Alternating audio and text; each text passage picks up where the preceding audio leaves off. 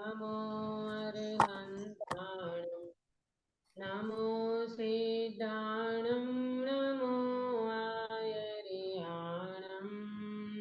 नमो वज्रायाणं नमो ये सवसा। हाँ सुधा बेन।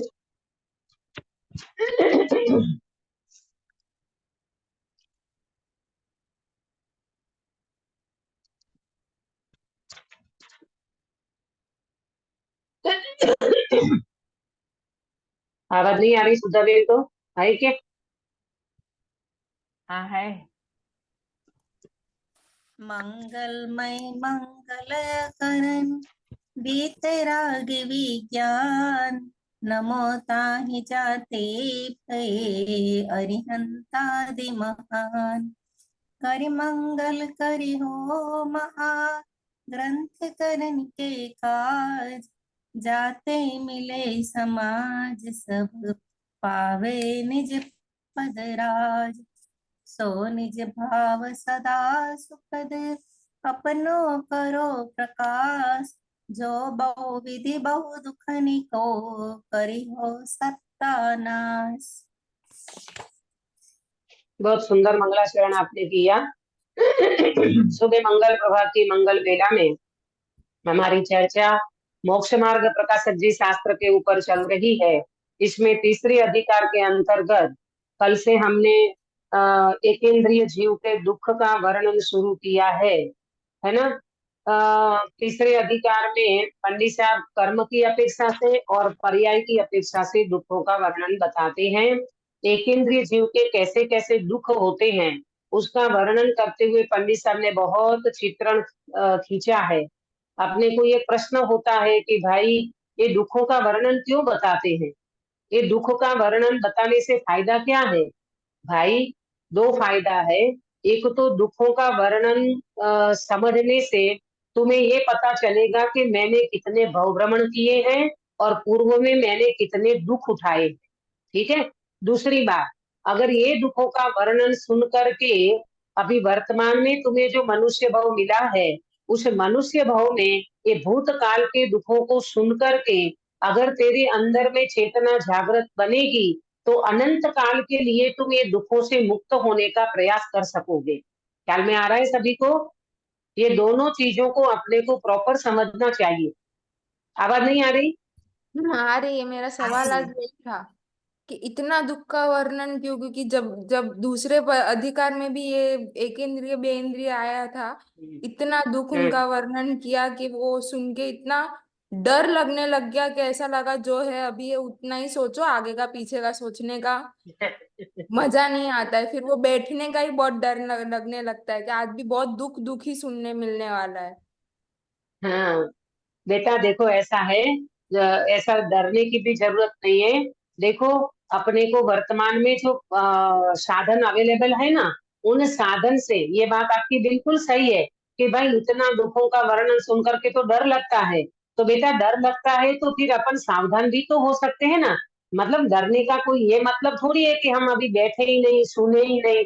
नहीं ऐसा नहीं होता। देखो बेटा लोक व्यवहार में भी कोई भी कार्य में जैसे कोई व्यक्ति गाड़ी चलाना सीखता है तो वो व्यक्ति अगर बैठ करके डर गया ना तो वो कभी गाड़ी नहीं चला पाएगा। ये आपको स्वानुभूत होगा कई लोगों को जो गाड़ी चलाना सीखे होंगे। एक बार अगर गाड़ी में बैठे और फिर अंदर से ऐसा कॉन्फिडेंस नहीं आता, डर लगता है ना, तो वो व्यक्ति गाड़ी चलाना नहीं सीख पाता। इसी तरह कोई व्यक्ति तैरना सीखता है, उसमें भी व्यक्ति तैरने के टाइम पे अगर डर गया तो वो तैरना नहीं सीख पाएगा। अरे यहाँ तो ये कहते हैं टोडरमल जी साहब अपने को डराते नहीं है, अपने को ये सावधान करते हैं कि भाई तूने जो दुख उठाया है तुझे समझ में आता है कि नहीं, तुझे ख्याल में आता है कि नहीं, बताओ। कई जीव ऐसे होते हैं आभव मीठो परभव कोणे दीठो, ऐसे बोलते ना। इस भव में इत दिन कैंडनी मेरी खाओ पियो जलसा करो। तो किसने दिखा नरक, किसने दिखा स्वर्ग, कोई बात नहीं अपन तो जलसा करेंगे। अरे भाई ऐसा नहीं है। ये आगम, ये भगवान के केवल ज्ञान में आई हुई बातें अपने को समझना चाहिए। डरने की भी जरूरत नहीं है, भागने की भी जरूरत नहीं है, मात्र सावधान होने की जरूरत है। और उसके साथ अपने साथ में जो शक्तियां अवेलेबल है, अपना ज्ञान अवेलेबल है, अपने पास जो योग्यता और पात्रता है उसको डेवलप करना है। आया ना समझ में? नहीं तो ऐसे तो अपन लोक व्यवहार में भी कहीं कोई काम से डर के थोड़ी ना बैठ जाते हैं, बिल्कुल नहीं, हम बार बार उसका प्रयास करते हैं। इसी तरह इसका प्रयास ये करना है कि मुझे अभी इन दुखों को नहीं प्राप्त करना है, माने ये दुखों में मुझे नहीं जाना है, तो ठीक है ना। तो आज आएगी चर्चा, आगे आ जा सके तो, नहीं तरफ के गुरुवार को आएगी। मैंने कहने का मतलब सीधे सीधा ये है कि ये चर्चाएं सुन करके डरो नहीं, भागो नहीं, परंतु ये चर्चाएं सुन करके सावधान हो जाओ। हाँ ठीक है, मैं एक इंद्रिय में अनंत काल बिताया, ठीक है, मैंने विकलेंद्रिय में भी बहुत काल बिताया, ठीक है, और आज तो मैं मनुष्य वो में आ गया हूँ ना, अब मुझे बिल्कुल डर नहीं लगता, क्योंकि मेरा मोक्ष निश्चिंत है। ऐसा क्यों नहीं कह सकते अपन? अरे मैं पुरुषार्थ करूंगा, मैं सम्यक दर्शन की प्राप्ति करूंगा, मेरे पास जो भी कुछ अवेलेबल ज्ञान दर्शन की शक्ति है, उस शक्ति से मेरा अज्ञान को दूर करूंगा और सम्यक ज्ञान की प्राप्ति करूंगा, ऐसा संकल्प भी, ऐसा पुरुषार्थ भी यहाँ से जागृत कर सकते हैं कि नहीं अक्षा बेटा? कर सकते हैं दीदी। है ना? ये इस पे आगे बढ़े ना बेटा, वो क्यों सोचे, डरे क्यों, भागे क्यों? बेटा देखो, यहाँ नहीं बैठोगे, यहाँ चीजें ये नहीं सुनोगे, तो कहीं पर भी, भाई साहब हमेशा कहते हैं, सुमत भाई साहब, नींद खुलेगी तो यहाँ खुलेगी और कहीं नहीं खुलेगी। जागरूकता आएगी तो ये सुनने से आएगी और कहीं से नहीं आएगी। आज आप पिक्चर देखने चले जाओ, टीवी देखने बैठ जाओ, क्या मिलेगा आपको? आप अगर समाचार सुनने बैठ जाओ, क्या मिलेगा? दुनिया भर की खबरें मिलेगी, आत्मा की खबर तो जिनवाणी देगी और कोई नहीं देगा। आत्मा का वैभव जिनवाणी बता सकती है और कोई नहीं बता सकता। अरे आत्मा का वैभव भगवान बता सकते हैं, इसके अलावा कोई नहीं बता सकता। क्यों? जिस व्यक्ति ने वैभव को प्राप्त किया है वो व्यक्ति बता सकेगा कि तुम्हारा चैतन्य वैभव कैसा है। आया ना समझ में? इसलिए डरो नहीं, बिल्कुल डरो नहीं। इसलिए मैं ज्यादा बात वो नहीं करती, ये तो प्रकरण में आ जाता है, इसलिए बोलना पड़ता है। हमेशा मैं उठाती हूँ, मुझे हमेशा यही बातें अच्छी लगती है, पॉजिटिव थिंकिंग। जहां हम खड़े हैं वहां से एक कदम आगे बढ़े। ये तो पंडित साहब ने जो चर्चा की है तो उसको अपने को न्याय देना पड़ता है, उसमें भी अपन पॉजिटिव थिंकिंग करेंगे, ना कि एक इंद्रियों से के दुख को डर के सुन करके मतलब भयभीत हो जाए और अपना पुरुषार्थ ही छोड़ दे। नहीं, बिल्कुल नहीं। अरे कोई बात, जब जब 923 पुत्र, भरत जी के 923 पुत्र एकेंद्र की पर्याय में से एक छोटी सी विकलेंद्र की पर्याय को प्राप्त करके मोक्ष में चले गए, तो मैं मनुष्य भव से सम्यक दर्शन की प्राप्ति करके एक भव करके मोक्ष जा सकता हूँ कि नहीं? श्रीमद राजचंद्र जी, कृपाणुदेव, शोभानी जी, ये सब एक भव करके मोक्ष जाने वाले जीव हैं। है तो पंचम काल के ना, हम भी पंचम काल के हैं, हम भी ऐसा पुरुषार्थ करेंगे, ऐसा संकल्प इनसे लेना चाहिए। ठीक है, चलो अभी अपन आगे बढ़ेंगे। एक इंद्रिय जीवों के दुख की चर्चा करते हुए पंडित साहब ने जो बातें बताई है, तो उसमें हमने कर्म वाइज चर्चा बताई है। तो हमने उसमें घाती कर्म की चर्चा में ज्ञानावरणीय, वो चार्ट निकाल लेना एक इंद्रिय वाला, ज्ञानावरणीय, दर्शनावरणीय, मोहनीय में दो बताया, दर्शन मोह और चारित्र मोह, बराबर। तो ज्ञानावरणीय में हालत क्या है? दो तीन बातें हैं, कर्म, हालत और उदय, बराबर। ज्ञानावरणीय में हालत क्या हो रही है? उनका ज्ञान बिल्कुल हीन है। उदय क्या है? तीव्र उदय है। दर्शनावरणीय में दर्शनहीन है और उदय तीव्र है। मोहनीय में क्या है? दर्शन मोह में मान्यता विपरीत चल रही है और महादुखी है। चारित्र मोह में तीव्र कसाई चल रही है और वो व्यक्ति महादुखी है। अब आप एक बात को समझना कि इनकी ज्ञान दर्शन की शक्ति बिल्कुल हीन है ना? एक इंद्रिय जीव है ना, क्यों इतनी हीन है? क्योंकि उनको मात्र स्पर्श इंद्रिय मिली है, मात्र एक काया मिली है, मात्र एक स्पर्शन इंद्रिय मिली है, इसलिए वो बेचारा जीव कुछ भी व्यक्त नहीं कर पाता। अब मैं आपको एक इंद्रिय जीवों की तीन बातें बताऊंगी कि ये एक इंद्रिय जीव के पास तीन वस्तु नहीं है, इससे वो व्यक्ति बहुत मजबूर है, आप नोट कर लेना। एक तो उनके पास सोचने की स्वतंत्रता नहीं है, नंबर दो उसके पास बोलने की स्वतंत्रता नहीं है, और नंबर तीन अभिव्यक्ति की स्वतंत्रता नहीं है। कितनी बातें बताई? तीन बातें। कौन कौन सी? फिर से बोलती हूँ। नंबर एक, सोचने की स्वतंत्रता नहीं है, ठीक है। नंबर दो, बोलने की स्वतंत्रता नहीं है। नंबर तीन, अभिव्यक्ति करने की स्वतंत्रता नहीं है। कौन रिपीट करेगा ये 3 बातें?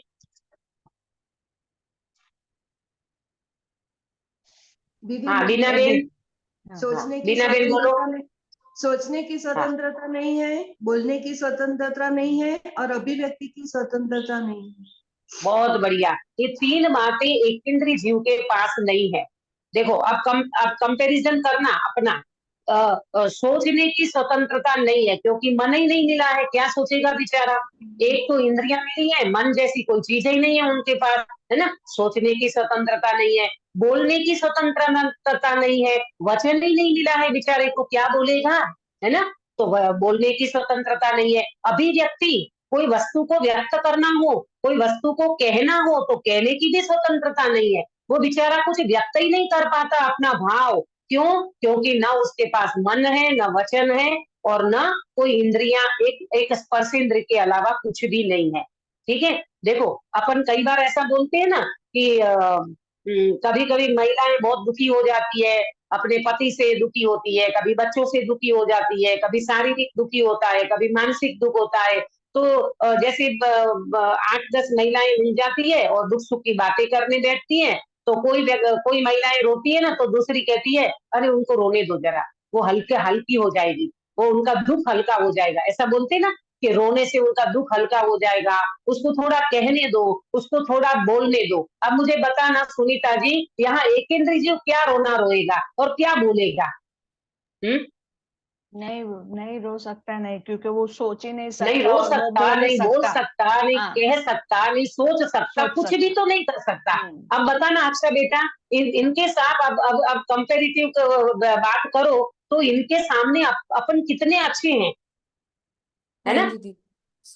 अरे अपने को कोई भी प्रॉब्लम होती है अपन तुरंत घर में बात करते हैं, मन में सोचते हैं, विचारते हैं, कहते हैं, बोलते हैं, व्यक्त करते हैं। और स्त्री के पास तो सबसे अच्छा है उनके आंसू। एक बार स्त्री रो लेती है ना तो जीत लेती है सामने वाले को, चाहे उसके मिस्टर हो, चाहे उनका परिवार वाला। देखना आप, ज्यादा से ज्यादा स्त्रियां रोती है, पुरुष जल्दी रोते नहीं है ना। तो रोने रोने बोलते ना, रोने से राज ले लेती है स्त्री तो। बस रो लिया और कह दिया और अपना काम निकाल लिया। तो कहने का मतलब ये है, ये तो लोक व्यवहार की बातें हैं। बात ये चल रही है, एक इंद्रिय जीव के बेचारे पास कोई सोचने की स्वतंत्रता नहीं, कोई बोलने की स्वतंत्रता नहीं है, और कोई अभिव्यक्ति करने की स्वतंत्रता नहीं है। इसीलिए वो बेचारा महादुखी है और ज्ञान दर्शन की सामर्थ्य बिल्कुल हीन है, बिल्कुल सामर्थ्यहीन है। मात्र उनको जीव भगवान कह रहे हैं। और ये जमीन कंद वगैरह एक इंद्रिय जीव है, निबोध के जीव है, कौन उनको जीव मानता है? ये तो जैन दर्शन में हमारे जैसे जीवों का भाग्य है, हमको केवली भगवान मिले हैं, अनंत भगवान मिले, तो आज हमको वो बात बता रहे हैं कि भैया ये जमीन कंद में अनंत जीव राशि है। आया समझ में? बात ये चल रही है। इसी तरह से वो जीव को किसी भी प्रकार की न सोचने की, बोलने की, अभिव्यक्ति करने की स्वतंत्रता नहीं होने से वो व्यक्ति महादुखी है, ज्ञान दर्शन की शक्ति बिल्कुल हीन पड़ी है। ठीक है। अब अपन चलेंगे अंतराय कर्म की ओर। 3 कर्म देखे, अब अंतराय कर्म चार्ट को देखना। चाहा हुआ ज्यादा कुछ नहीं होता, अंतराय कर्म में आया चाहा हुआ ज्यादा कुछ नहीं होता। चाहा हुआ ज्यादा कुछ नहीं होता, माने वो क्या बेचारा चाह ही रहा होगा तो होगा क्या? कुछ भी तो नहीं होगा उनका। मात्र एक स्पर्शेंद्रिय है, क्या चाहेगा क्या होगा, कुछ नहीं होता। और तीव्र उदय चल रहा है। ये घाती कर्म का बात पूरी हुई। अब अघाती कर्म की चर्चा इसमें पंडित साहब ने की है। इससे पहले यहाँ कोई प्रश्न जैसा रखा है, उसको पढ़ेंगे, पेज नंबर 63 शास्त्र में देखना। प्रश्न क्या है? यहाँ कोई कहे कि ज्ञान तो किंचित मात्र ही रहा है, फिर भी क्या कसाय करते हैं? प्रश्न समझ में आया? ये एक इंद्रिय जीव को ज्ञान तो बिल्कुल हीन है ना, मात्र एक स्पर्श इंद्रिय जितना तो ज्ञान है, तो वो व्यक्ति कसाय क्या करेगा? माने इसका मतलब ज्यादा इंद्रिया होगी तो वो व्यक्ति ज्यादा कसाय करेगा, ज्यादा ज्ञान होगा तो वो व्यक्ति ज्यादा कसाय करेगा। पंडित साहब इसका समाधान देते हैं, ऐसा कोई नियम तो है नहीं कि जितना ज्ञान हो उतनी ही कसाय हो। ज्ञान तो जितना क्षयक्षम हो उतना होता है? ऐसा कोई जरूरी थोड़ी है, ज्यादा ज्ञान होगा तो ज्यादा कसाई करेगा, कम ज्ञान होगा तो कम कसाई करेगा, ऐसा कोई नियम नहीं है। जैसे किसी अंधे बहरे पुरुष को ज्ञान थोड़ा होने पर भी बहुत कषाय होती दिखाई देती है, उसी प्रकार एकेंद्रिय के ज्ञान थोड़ा होने पर भी बहुत कषाय का होना माना गया है। सुनो ध्यान से, जैसे कोई गूंगा व्यक्ति हो, बोल नहीं सकता, देख नहीं सकता, तो ऐसे व्यक्ति को कषाय बहुत होती है। भले वो व्यक्त नहीं कर पाता, लेकिन अंदर में ज्यादा कषाय उनकी होना संभव है। इसी तरह एकेंद्रिय जीव को भले वो बेचारे के पास मात्र स्पर्शेंद्रिय है, पर अंदर में उनके कषाय बहुत है, व्यक्त नहीं कर पाता, वो एक अलग बात है। ऐसे तो कई बार अपन देखते हैं कि घर में किसी की चलती नहीं है, तो बेचारे बहू बच्चों के सामने बोल नहीं पाते, लेकिन अंदर अंदर घुटते रहते हैं, अंदर अंदर उनको बहुत तकलीफ होती रहती है। अब व्यक्त नहीं कर पाते, वो तो उदय का खेल है ना। तथा बाह्य कषाय प्रकट तब होती है जब कषाय के अनुसार कुछ उपाय करे, परंतु वे शक्तिहीन है, इसलिए उपाय कुछ कर नहीं सकते, इससे उनकी कषाय प्रकट नहीं होती। अब ये एकेंद्रिय जो बेचारा कषाय हो भी है, कषाय होती भी हो, तो व्यक्त करने का कुछ साधन ही नहीं है उनके पास, क्या व्यक्त करेगा, कुछ व्यक्त नहीं कर पाता, है ना। शक्तिहीन होने के कारण कोई भी प्रकार से कषाय को व्यक्त नहीं कर पाता। अब देखो, कल हमारे यहाँ रात को बहुत बारिश हुई है ना, देवलाली में बहुत बारिश, गाज और वावाझोड़ू જેને આપણે કહીએ ને, પવન बहुत चला, तो ये क्या है मालूम, ये पवन ज्यादा चलता है ना, ये एकेंद्रीय जीव वनस्पति काय के ये जीव इनको तकलीफ होती है, ये वायु काय के जीवों को तकलीफ होती है। ये जब पानी बहुत वो होता है ना, तो कषाय व्यक्त करता है ये पानी की सुनामी आ जाती है ना, जैसे बहुत क्या बाढ़ आ जाती है, तो ये पानी के जीव अपने कषाय को व्यक्त कर रहे हैं, बहुत तकलीफ है उनको अंदर में। तो ये मालूम, ये अपने को पता नहीं चलता, क्योंकि प्रकट रूप में उसका कुछ वो समझ नहीं सकते अपन, इसलिए ख्याल में नहीं आता। परंतु देखा जाए तो ऐसे कई वनस्पति के जीव भी होते हैं कि उनको, उनके पास कोई व्यक्ति जाए ना, तो वो एकदम सिकुड़ जाता है। लजामणी नो छोड़, ऐसे ऐसे कोई कोई आते हैं ना, कि उनके पास आप जाओ तो वो एकदम संकोच कर लेता है, तो मायाचारी भी है, ऐसे ऐसे बहुत सारी कषाएं पड़ी है उनके पास, लेकिन व्यक्त करने का तरीका जैसा मनुष्य का होता है, वैसा तरीका उस व्यक्ति के पास नहीं है, शक्तिहीन है, इसलिए कुछ कर नहीं सकते। जैसे कोई पुरुष शक्तिहीन है, उसको किसी कारण से तीव्र कषाय हो, परंतु कुछ कर नहीं सकता, इसलिए उसकी कषाय बाह्य में प्रकट नहीं होती, वह अति दुखी होता है। उसी प्रकार एकेंद्रीय जीव शक्तिहीन है, उनको किसी कारण से कषाय होती है, परंतु कुछ कर नहीं सकते, इसलिए उनकी कषाय बाह्य में प्रकट नहीं होती, वे स्वयं ही दुखी होते हैं।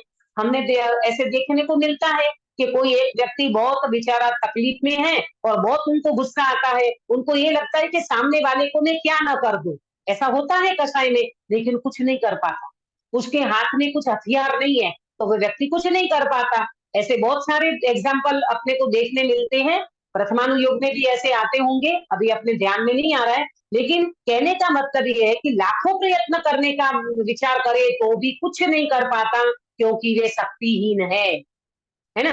अभी जैसे ये जेल में चले जाते हैं ना, अपराध करके जेल में चले जाते हैं, फिर उनको अंदर से गुस्सा आता है। देखो, एक तो अपराध करना और अपराध करने के बाद वो व्यक्ति पे गुस्सा करना, ये तो बहुत ही बड़ा महा अपराध हो गया। अरे पहले तुमने गलती क्यों करी भाई, गलती करी तो तुम्हें जेल में ली है, अब जेल में बैठ करके वो व्यक्ति इतना गुस्सा करता है, मेरे को कोई जरा सी छूट दे और जरा सा छोड़े ना, तो मैं अभी दिखा दूं, अभी बता दूं, अभी ये कर दूं, अभी वो कर दूं, लेकिन मजबूर है वो व्यक्ति, जेल से छूट नहीं पाता, वो दुख में से निकल नहीं पाता, लेकिन अंदर में कषाय तीव्र चल रही है कि मैं ऐसा करूं, मैं वैसा करूं, लेकिन उनके बस की कुछ भी नहीं है, उनकी कुछ चलती नहीं है। तो इसी तरह ये इंद्र जीव है, बेचारे शक्तिहीन है, कुछ कर नहीं पाते, ज्ञान दर से इतने हीन पड़े हैं कि किसी भी प्रकार का बाह्य में प्रकट करने का कोई भी अवसर उसके पास नहीं है। आया समझ में भाई। और तीन चेतना है ना, तीन चेतना, कर्म चेतना, किसी को पता है तीन चेतना, पहले मैंने बताया है आपको, कौन बताएगा? यदि कर्म चेतना, कर्म फल चेतना और तीसरी ज्ञान चेतना, ज्ञान चेतना। ज्ञान चेतना पूरा हो गया, कर्म चेतना, कर्म फल चेतना और ज्ञान चेतना। तो ये जो एकेंद्रीय जीव है ना, ये कर्म फल चेतना को ही भोगता है, कर्म के उदय को भोगना भोगना भोगना भोगना, इसके अलावा कुछ नहीं है उनकी तकदीर में, वो भोगता ही रहता है बेचारा। आया समझ में? कर्म फल चेतना माने कर्मों को भोगता है।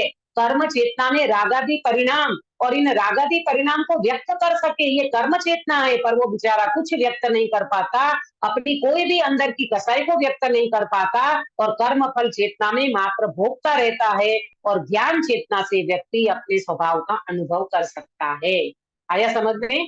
तो इस तरह से ये एक इंद्रिय जीव की यहाँ पर बात कर रहे हैं। अब देखो, तथा ऐसा जानना कि जहाँ कसाई बहुत और शक्तिहीन हो वहां बहुत दुख होता है और ज्यो ज्यो कसाई कम होती जाए तो शक्ति बढ़ती जाए त्यों त्यों दुख कम होता है। परंतु एक इंद्रिय जीव को तो कसाई बहुत है, शक्तिहीन है, इसलिए एक इंद्रिय जीव महादुखी है। उनके दुख वे ही भोगते हैं और केवली जानते हैं। कौन जानता है उनके दुख को? केवली भगवान, और कोई नहीं जान सकता।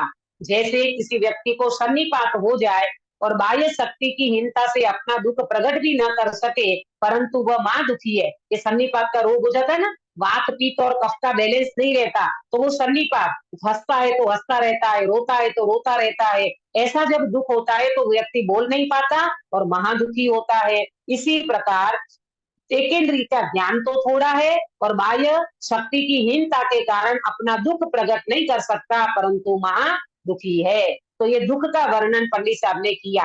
अब अंतरय कर्म में क्या बताया कि तीव्र उदय से चाहा हुआ बहुत नहीं होता, अरे बहुत क्या, थोड़ा बहुत कुछ भी तो नहीं होता, इसलिए भी दुखी ही होते हैं। ये घाती कर्म की चर्चा। अब अघाती कर्म की चर्चा इसमें आई हुई है, मैंने आपको चार्ट भेजा है, उसमें भी लिखा है। देखो पहले इसमें जरा पढ़ लेती हूँ, फिर मैं चार्ट से समझाऊंगी। तथा अघाती कर्मों में, अघाती कर्म कौन से हैं अक्सर बेटा? अघाती कर्म नाम, गोत्र, आयु और वेदनीय है ना, वेदनीय, बहुत बढ़िया। वेदनीय, आयु, नाम और गोत्र, बराबर, ये अघाती कर्म है। अब अघाती कर्म में क्या होता है कि विशेष रूप से पाप प्रकृतियों का उदय है। अघाती कर्म में पाप प्रकृति का भी उदय चल रहा है वहां, और घाती कर्म तो एकांत पाप रूप है। यहाँ भी बेचारे एक इंद्रिय को तो पाप का ही उदय है ना। क्या मिला? मिला उसको बेचारे को मिला तो एक मात्र एक स्पर्शेंद्री मिली है और कुछ भी नहीं मिली, फैसिलिटी तो कुछ भी नहीं है, तो पाप का उदय है। वहां असाता वेदनीय का उदय होने पर उसके निमित्त से महादुखी होते हैं। हा, असाता का उदय इतना तीव्र चल रहा है, 10-10 हजार वर्ष तक एक पेड़ खड़ा है। बताओ, ये 10,000 वर्ष की अभी मैं स्थिति की बात करूंगी। आयु कर्म में कुछ नहीं कर पाता, 10,000 वर्ष तक एक ही जगह पे खड़े रहना, एक ही जगह पे रहना, ये कोई कम दुख की बात है भाई?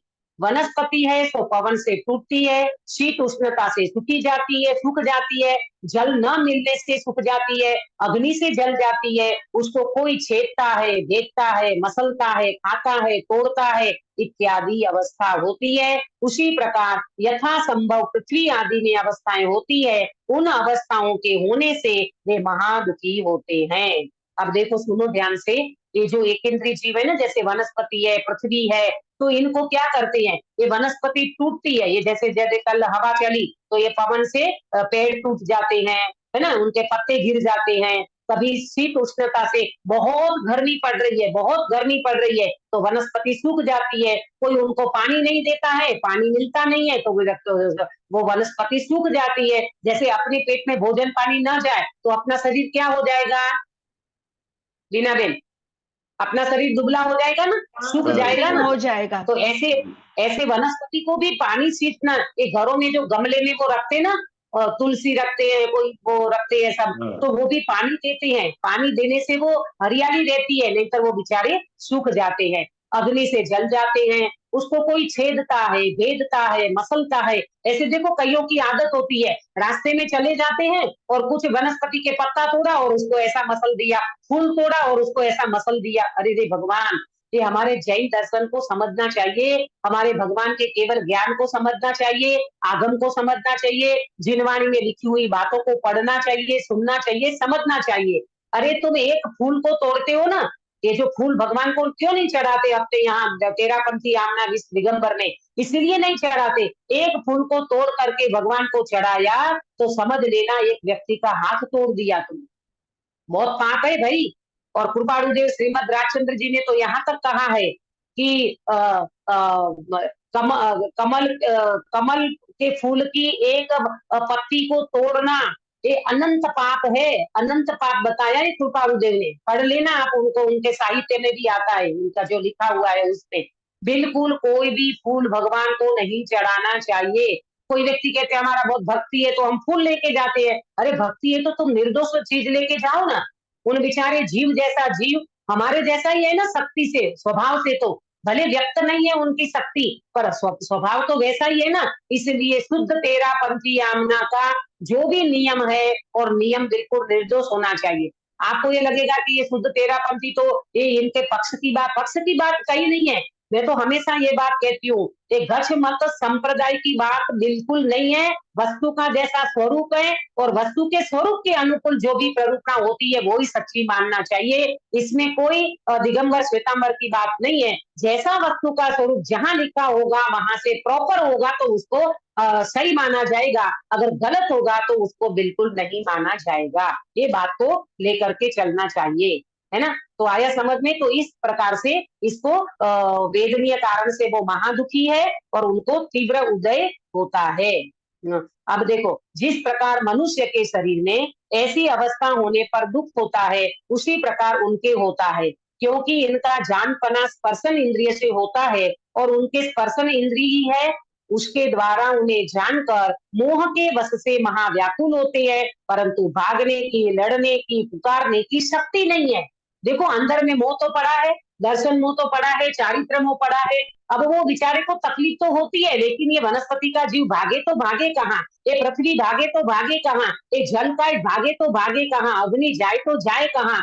इसीलिए वो बेचारे कहीं भाग नहीं सकते, ना दौड़ सकते, ना पुकार सकते, ना बोल सकते, ना कह सकते, कुछ भी नहीं कर सकते हैं। इसीलिए वो महादुखी होते हैं। अज्ञानी, इसीलिए अज्ञानी लोग उनके दुख को नहीं जानते। हम उनके दुख को आगम से जानते हैं, है ना। हम आगम से जानते हैं, लेकिन वो बोलता नहीं है तो हम उनके दुख को समझ नहीं सकते।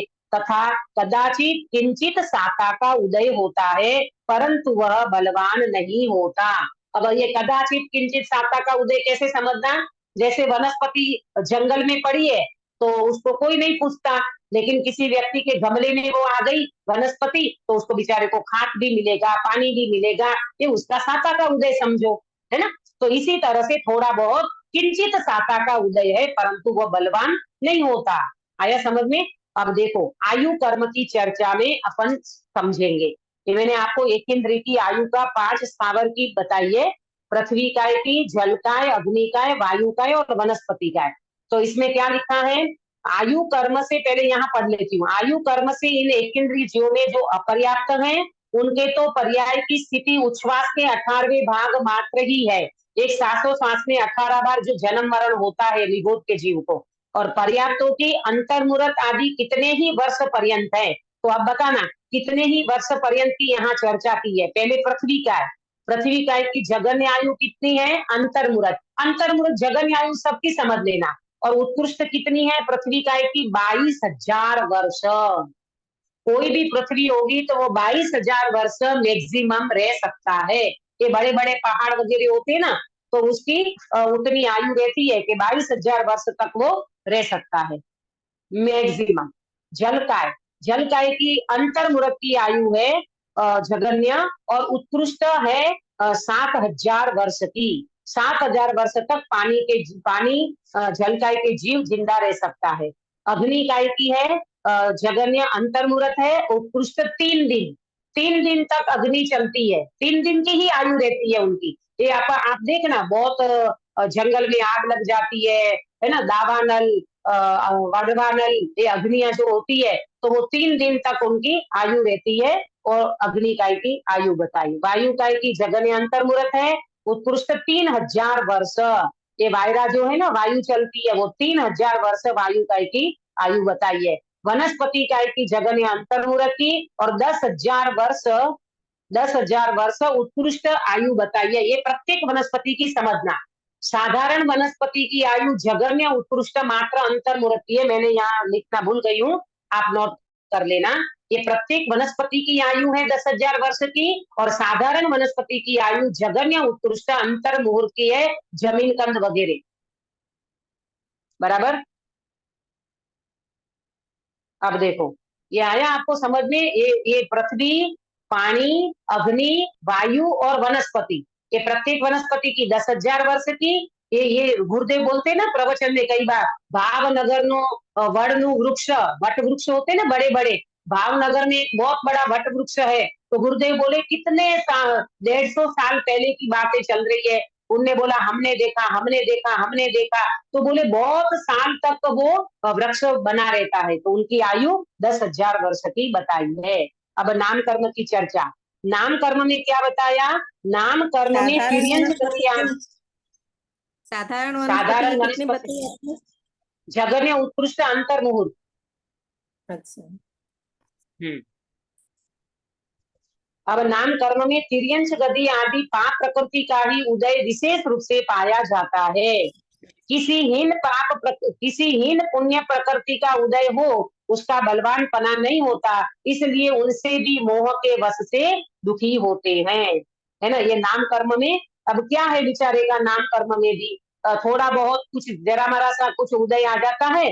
देखो इसमें ऐसा है, ये औदारिक शरीर मिला है ना, ये पुण्य प्रकृति है, ये पुण्य प्रकृति के कारण औदारिक शरीर मिलता है, नाम कर्म में आता है ना, नाम कर्म में औदारिक शरीर, पर बेचारे का बलवान नहीं है ना, बिल्कुल एक इंद्रिय मिली है तो बलवान है नहीं, औदारिक शरीर मिला भले पुण्य प्रकृति से, परंतु उन शरीर में कोई दम नहीं है, एक इंद्रिय है मात्र, ज्ञान की शक्ति हीन है, सामर्थ्य बिल्कुल है नहीं, इसलिए वो मोह के वश से बेचारा दुखी होता रहता है। और गोत्र कर्म में नीच गोत्र ही का उदय है, इसलिए मेहनतता नहीं होती, इसलिए भी दुखी ही है ना, कोई मेहनता नहीं है बेचारे को, नीच गोत्र है एक इंद्रिय जीव को, इस प्रकार एक इंद्रिय जीव महादुखी है। और इस संसार में जैसे दृष्टांत दिया, इस संसार में जैसे पाषाण आधार पर तो बहुत काल रहता है, पत्थर होता है ना, पत्थर किसी के आधार पर तो बहुत काल रहता है, और निराधार आकाश में तो कदाचित किंचित मात्र काल रहता है, उसी प्रकार जीव एकेंद्रिय पर्याय में बहुत काल रहता है, अन्य पर्यायों में तो कदाचित किंचित मात्र काल रहता है, इसलिए यह जीव संसार में महादुखी है।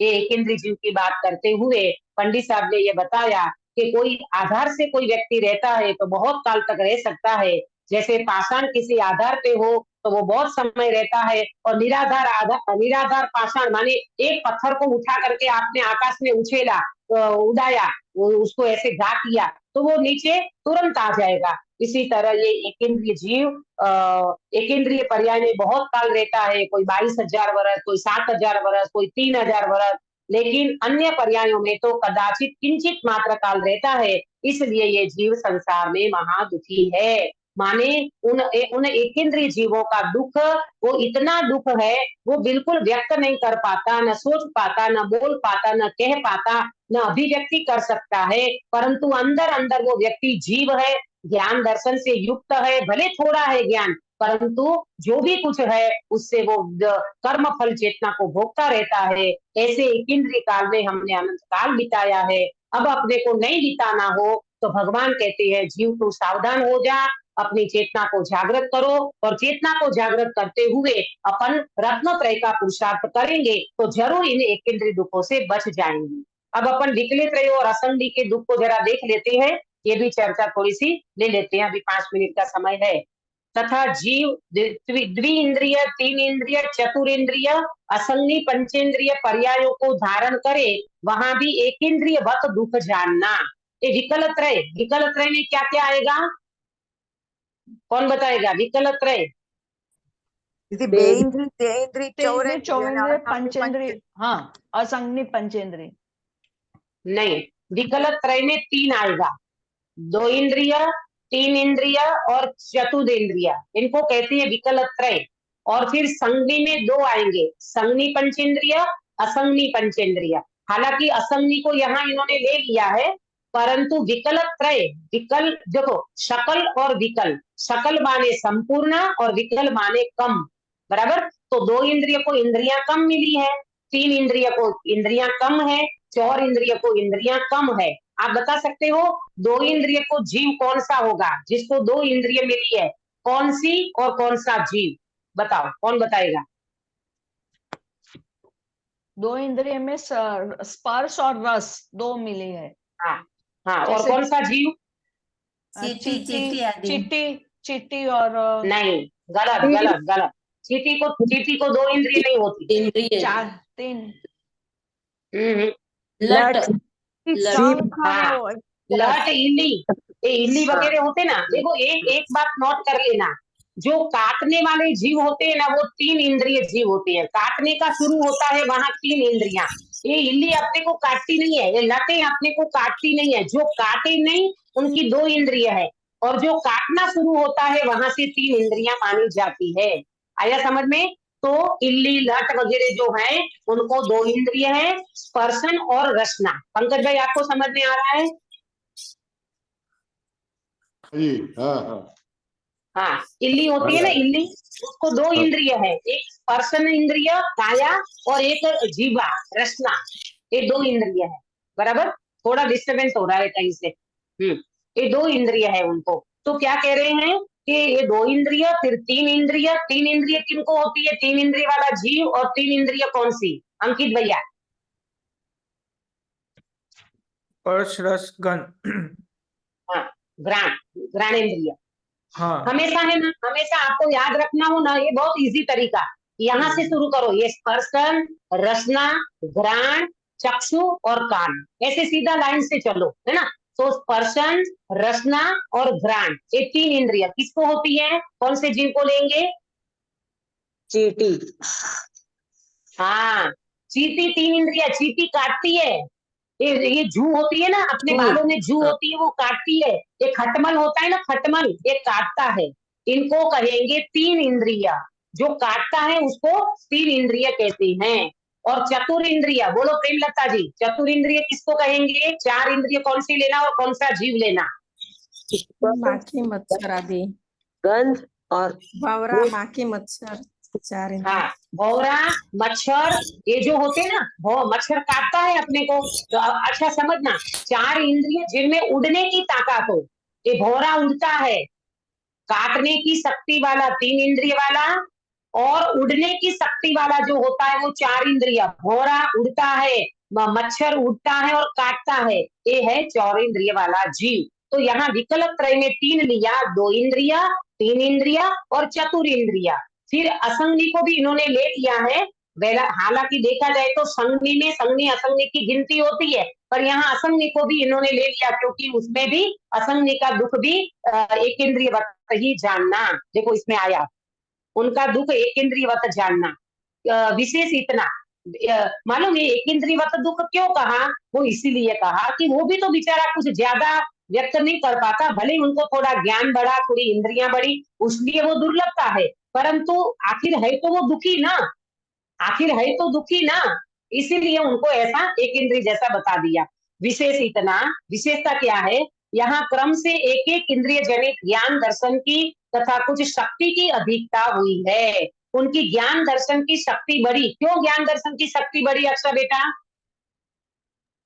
इंद्रियां बढ़ी ना।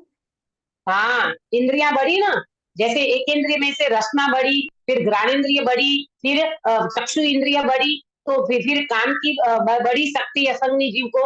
तो इसी तरह से जैसे जैसे इंद्रियां बढ़ती जाती है, वैसे वैसे ज्ञान भी बढ़ता जाता है, शक्ति भी बढ़ती जाती है, तो उनको शक्ति अधिक होने से बोलने चालने की शक्ति हुई है। आप देखना, अभी ये बारिश वगैरह होती है ना, रात के समय में ये जो मेंढक होते हैं ना, मेंढक, ये मेंढक भी समूर्छन है, मेंढक भी समूर्छन है। तो वो समूर्छन मेंढक जो होते हैं ना, वो ऐसे आवाज करते हैं, ऐसे कई कीड़े आवाज करते हैं, कई जीव ऐसे आवाज करते हैं, रात को एकदम शांत वातावरण में वो आवाजें सुनाई देती है। तो ये क्या है? उन कीड़ों की आवाजें हैं, उन जीवों की आवाजें हैं, क्योंकि उनको थोड़ी बोलने चालने की शक्ति बढ़ी है। वहां भी जो अपर्याप्त हैं तथा पर्याप्त भी हीन शक्ति के धारक हैं, छोटे जीव हैं। पर्याप्त माने, अपर्याप्त माने जो इंद्रिया पूरी पर्याप्ति नहीं कर पाई, वो मर गया, और पर्याप्ति पूरी कर ली और वो जीव आगे बढ़ा, तो उनको वो इंद्रियों की शक्ति मिली। उनकी शक्ति प्रकट नहीं होती है ना, छोटे जीव हैं तो वो उनकी शक्ति प्रकट नहीं होती है। जैसे ये बेचारी चींटी है, उनकी शक्ति क्या अपने को प्रकट दिखाई देगी? हालांकि वो मालूम पहुंच जाती है शक्कर के डब्बे में, कहां से कहां पहुंच जाती है, लेकिन उनका प्रकट रूप से अपन उनका कोई दुख का और वो करे तो वो व्यक्त नहीं कर पाएगी ऐसा। तथा कितने ही पर्याप्त बहुत शक्ति के धारक बड़े जीव हैं, उनकी शक्ति प्रकट होती है, इसलिए वे जीव विषयों का उपाय करते हैं, दुख दूर होने का उपाय करते हैं। ये बड़े बड़े जीव होते हैं ना, ये जैसे सर्प होता है, पानी में रहने वाले सर्प भी असंगी होते हैं। वैसे संगी सर्प होते हैं, पर असंगी सर्प भी पानी में रहते हैं। एक ये तोता होता है ना, तोता तोता को असंगी कहा है। एक असंगी तोता होता है मन बिना का, तो वो तोता दिखने में तो बहुत बड़ा और सुंदर दिखता है, लेकिन उसको मन नहीं मिला, वो व्यक्ति बेचारा कुछ नहीं सोच पाता। और कोई ऐसे जीव होते हैं कि उनकी शक्ति भी प्रकट होती है और वो विषयों का उपाय करते हैं, इधर उधर भागते हैं खाने के लिए पीने के लिए और दुख दूर करने का उपाय करते हैं। क्रोधाधिक से काटना, मारना, लड़ना, छल करना, अनादिक का संग्रह करना, भागना इत्यादि कार्य करते हैं। ये डिस्कवरी क्या बोलते हैं, डिस्कवरी चैनल आता है ना, उसमें आप देखना कि बहुत सारे ऐसे प्राणी बताते हैं, जीवो बताते हैं, लड़ते हैं, भिड़ते हैं, मारते हैं, काटते हैं, बहुत कुछ होता है उसमें। और ऐसे वो जीवों को देख करके अपने को वैराग आना चाहिए कि अरे रे भगवान, ये कैसे जीव हैं, किसी के पीछे पड़ जाते हैं तो बिल्कुल ये जो अपने ये चिड़िया वगैरह होते हैं ना, उनका उनका माला कोई बिखेरने को आता है तो वो चिड़िया अपने बच्चे को बचाना चाहती है। और फिर जो वो हिरन होता है, हालांकि वो तो संगी पंचेंद्रिय है, अगर उनको शेर पीछे पड़े ना तो उनके बच्चे को बचाने के लिए वो उनको लड़ पड़ती है, भले वो मर जाए एक बार, लेकिन लड़ने भिड़ने को वो जीव तैयार हो जाते हैं। आया समझ में? हर कोई व्यक्ति अपना रक्षण करना चाहता है, अपने बच्चों का रक्षण करना चाहता है, दुखों से बचना चाहता है, जितनी शक्ति मिली है उतनी शक्ति से वो लड़ते भिड़ते हैं, अनादि का संग्रह करते हैं, भागना इत्यादि कार्य करते हैं, दुख से तड़पड़ाना, पुकारना इत्यादि क्रिया करते हैं, इसलिए उनका दुख कुछ प्रकट भी होता है। इस प्रकार लट कीड़ी आदि जीवों को शीत उष्ण छेदन भेदन आदि से तथा भूख प्यास आदि से परम दुखी देखते हैं। जो प्रत्यक्ष दिखाई देता है उसका विचार कर लेना, यहाँ विशेष क्या लिखे। दूसरे अधिकार में भी बहुत कुछ बता दिया।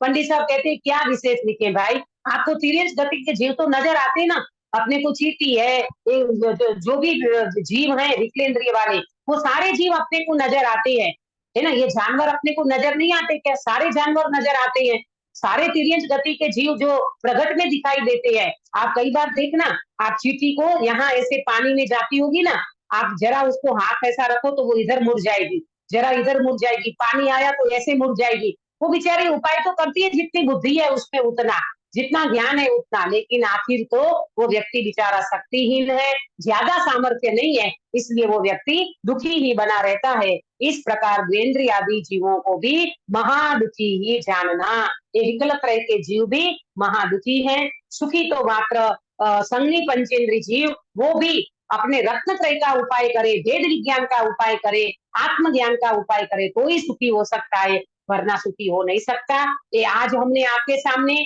एक इंद्रिय जीव के दुख की बात करी, विकल त्रय के जीव के दुख की बात करी, और जब अपन मिलेंगे तो संगी पंचेंद्रिय जीवों के दुख की बात करेंगे। तो संगी पंचेंद्रिय में चारों गति के, नरक गति, तिर्यंच गति, मनुष्य गति और देव गति, ये चारों गति के जीव की पंडित साहब यहाँ बात करेंगे, उनके जीवों के दुख की बात यहाँ पर अपने को बताएंगे। वो चर्चा अपन अगले क्लास में करेंगे। और एक सूचना है आपको कि मुझे आज शाम को छिंदवाड़ा जाना है, नागपुर सेवाग्राम से। वहां पर आदरणीय सुमत प्रकाश जी भाई साहब जो हैं हमारे, वो साधना समाधि की शिविर लगा रहे हैं। क्योंकि देखो सबकी उम्र होती जाएगी, अभी हम भी 60-61 साल के हो गए, पंकज भाई आपकी उम्र तो होती चली जा रही है ना, तो अपने को कैसे समाधि करना, ये शिविर वास्तव में अटेंड करने जैसी है। मुझे भी अभी लास्ट में समाचार मिला, इसलिए मैं आपको कह नहीं पाई, लेकिन मेरा तत्काल की टिकट में मिल गया, इसलिए हम जा रहे हैं। तो अगला सेशन अपना नहीं रहेगा गुरु शुक्र शनि का, इसके बाद शायद 23 तारीख आएगी, वहां अपनी क्लास होगी, और उसमें मैं आपको थोड़ा बहुत बताऊंगी भी सही कि भाई हमको क्या लाभ मिला वहां जाकर के। देखो 60 साल के बाद व्यक्ति को समाधि की तैयारी करना चाहिए। अब ये समाधि में निर्यापक और क्षपक, निर्यापक माने समाधि कराने वाला, और क्षपक माने समाधि करने वाला। तो जब अपने को समाधि का समय आता है तो ये समाधि का टाइम पीरियड 12 साल का है, जिसको संलेखना बोलते हैं। संलेखना पूर्वक समाधि होती है। तो जिस व्यक्ति को ऐसा लगे कि मेरी 70 साल की उम्र हो गई, अब मेरा 10-20 साल का ही जीवन लगता है, तो वो व्यक्ति को प्रॉपर अपने चारों अनुयोग के माध्यम से देव शास्त्र गुरु के निकट में रह करके, ज्ञानियों के समागम में रह करके, उनसे समझ करके, सुन करके अपने जीवन की समाधि की तैयारी करना चाहिए। सम्यक दर्शन पूर्वक समाधि होती है तो पहले तत्व ज्ञान का निर्णय, अनुभूति का अभ्यास और उसके साथ समाधि की तैयारी होना चाहिए। तो इस शिविर का लाभ आपको लाइव भी मिल सकेगा। अगर मेरे को वो वहां की वो मिली, हालांकि हमारे भाई साहब बहुत स्ट्रिक्ट है, वो बिल्कुल अगर मोबाइल बजता है तो वो प्रवचन ही नहीं करते हैं, वो उठ जाते हैं, उनको बिल्कुल पसंद नहीं है। परंतु लाइव प्रवचन सुनाने के लिए, पब्लिक को लाभ लेने के लिए वो चालू रहता है। मुझे लिंक मिलेगी तो मैं आपको व्हाट्सएप पे भेज दूंगी, आप सुनना, जरूर सुनना।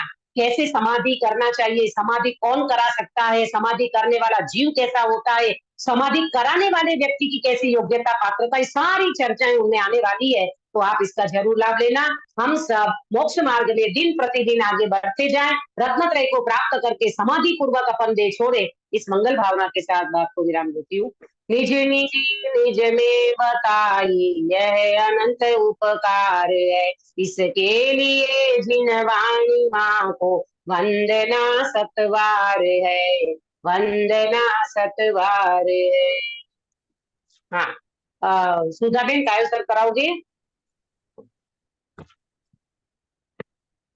नमो अर्यं नमो ऐर्याणं नमो वज्रायाणं नमो लोय सवसाहनं नमो अर्यन्ताणं नमो सिद्धाणं नमो ऐर्याणं नमो वज्रायाणं नमो लोय सवसाहनं नमो अर्यन्ताणं नमो सिद्धाणं नमो ऐर्याणं नमो वज्रायाणं नमो लोय सवसाहनं नमो अर्यन्ताणं नमो सिद्धाणं नमो ऐर्याणं नमो वज्रायाणं नमो लोय सवसाहनं नमो अर्यन्ताणं नमो सिद्धाणं नमो ऐर्याणं नमो वज्रायाणं नमो लोय सवसाहनं नमो अर्यन्ताणं नमो सिद्धाणं नमो ऐर्याणं नमो वज्रायाणं नमो लोय सवसाहनं नमो अर्यन्ताणं नमो सिद्धाणं नमो ऐर्याणं नमो वज्रायाणं नमो लोय सवसाहनं नमो अर्यन्ताणं नमो सिद्धाणं नमो ऐर्याणं नमो वज्रायाणं नमो लोय सवसाहनं नमो अर्यन्ताणं नमो सिद्धाणं नमो ऐर्याणं नमो वज्रायाणं नमो लोय सवसाहनं नमो अर्यन्ताणं।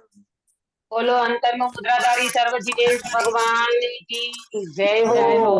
नित्य बोधिनी द्वादशांगे जिनवाणी माता की जय हो। तीन कम 9 करोड़ सर्वे वितरागी महामुनि राजों की जय हो। परम हिंसामय वितरागी जैन धर्म की जय जय हो। हो। सभी को जय जिनेश। जय जिनेंद्र।